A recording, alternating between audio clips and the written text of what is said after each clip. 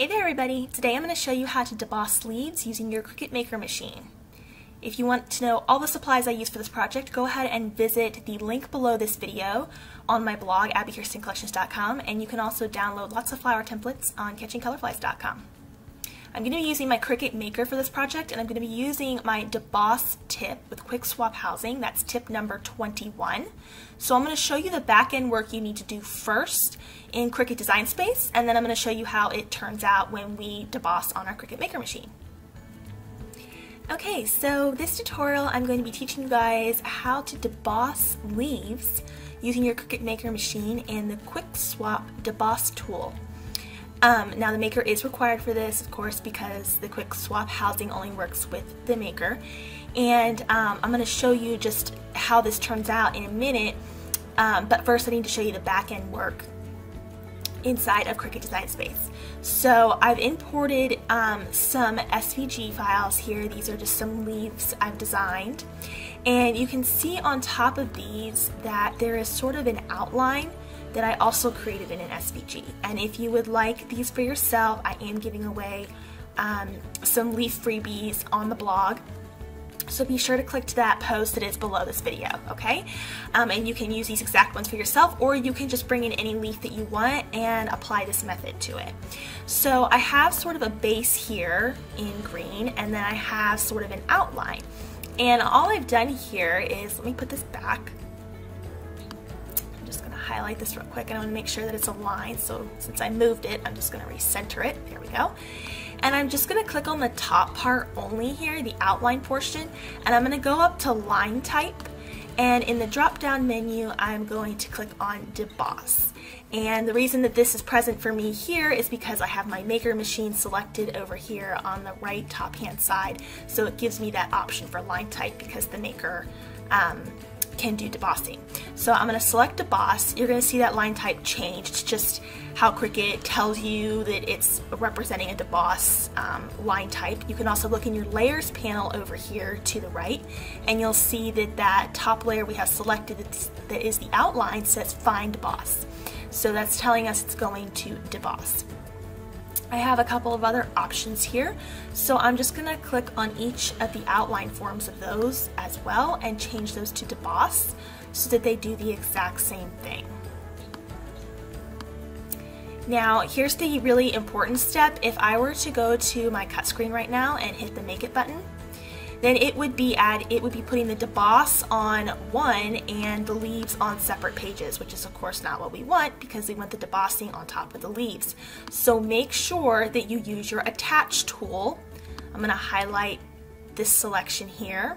That is the top deboss outline as well as the base of the leaf, and I'm going to click attach. That'll be reflected in your layers panel to the right. And I'm going to do the same thing over here with these two. Attach and attach. Now you can see in our layers panel that we have 3 sets of attached layers here, and each one has the find debossed on top of the base layer.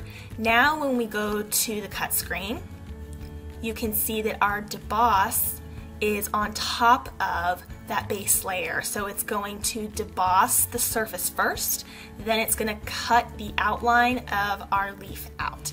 And these are just on 3 separate mats because I have 3 separate colors of greenery I plan on using. You don't have to do them on separate mats. You can of course put them all on the same mat if you want.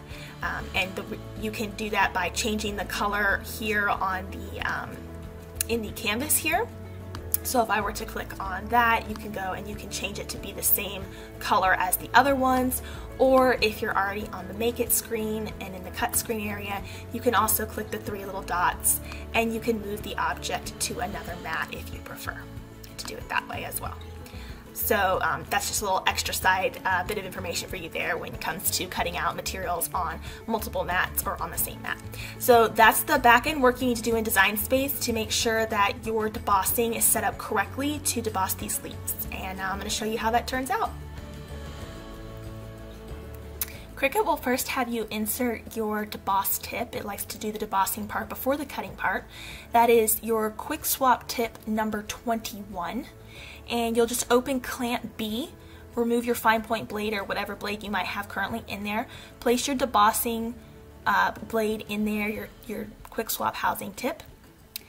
And then you're going to load your material. I'm just using a metallic Texway cardstock here for this project.